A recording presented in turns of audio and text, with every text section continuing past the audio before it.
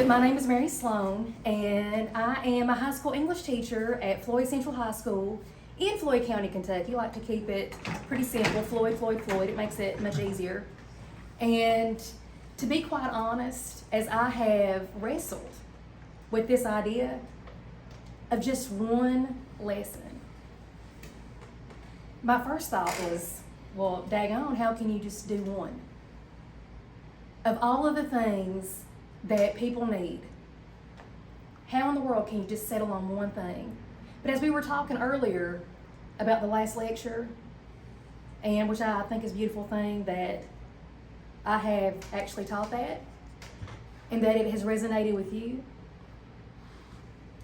Combine that with my experiences that I've had with the global organization Narrative 4, and just add that to what it means to be someone who has been blessed to grow up in this community.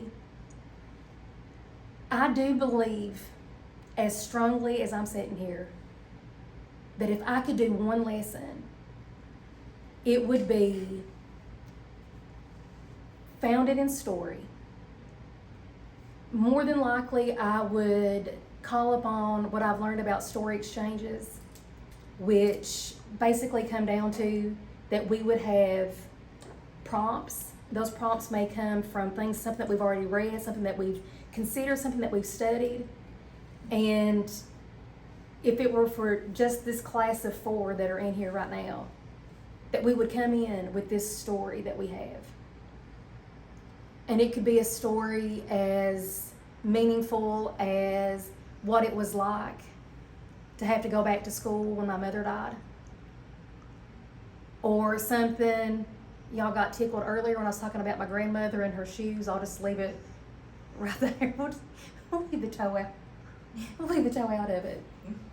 Because those are the things that make us who we are. All of those different stories, those different experiences.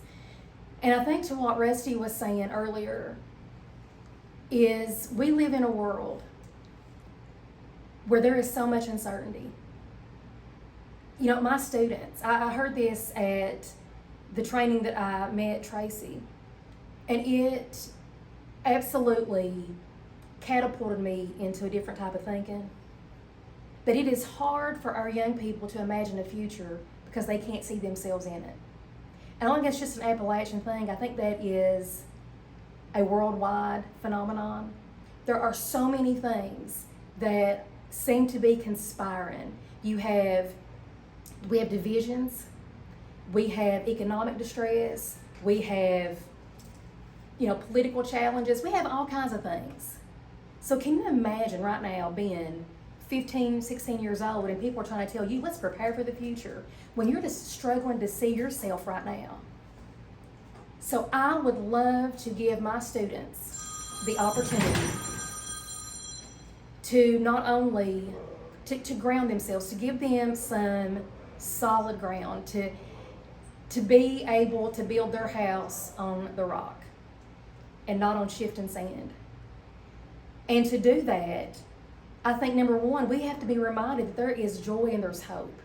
And that sounds a little bit frou-frou, and I know it does, especially in a world where we're talking about, I'm already thinking AP scores come out tomorrow. And I'm thinking, okay, at what time can I look at my AP scores? What time can I look at my AP scores? That's all well and good. In 10 years, ain't nobody gonna remember what their AP scores are. But here's the thing. If I can help young people through the power of narrative, whether it's a narrative that we share with one another, and if we do it in a story exchange style, then what would happen if Rusty and I were partnered up? We would go sit together, not with a cellular device between us or a screen. We would sit together, and he would tell me a story from his life, and I would listen. And that's the beauty. I would teach my students through this lesson. We listen with our eyes. We listen with our ears. You listen to tone, what is said and what's not said. And then you use that as follow-up questions. And then Rusty would then listen to a story from my life and do the same.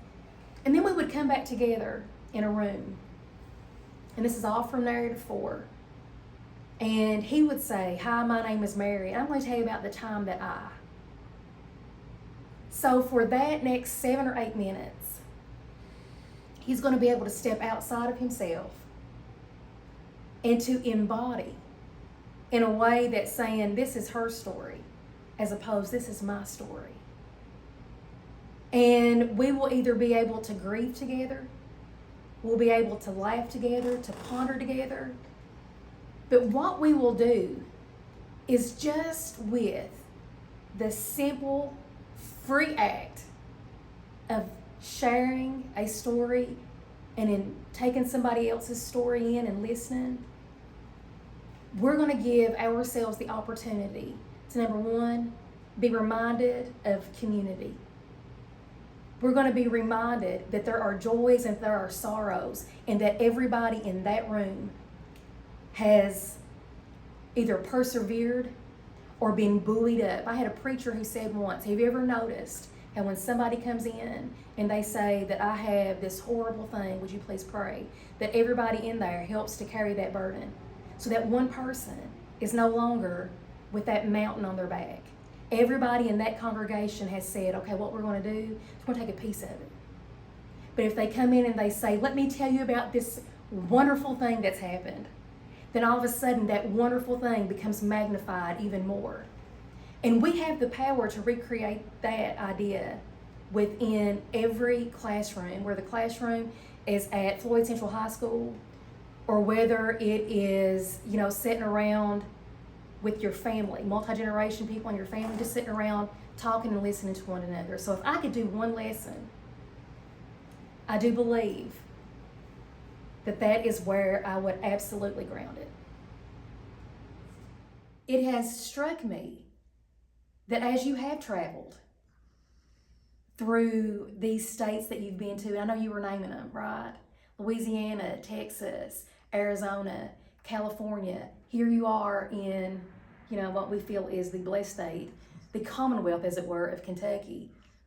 That undoubtedly what you're finding, because what you're doing is you're interacting with everybody through story, is that as you're hearing, no matter how different the accents are, no matter how different the place looks, that I know that you have to have found that what it is that binds us, who we are as people, is far more common than those things that divide us.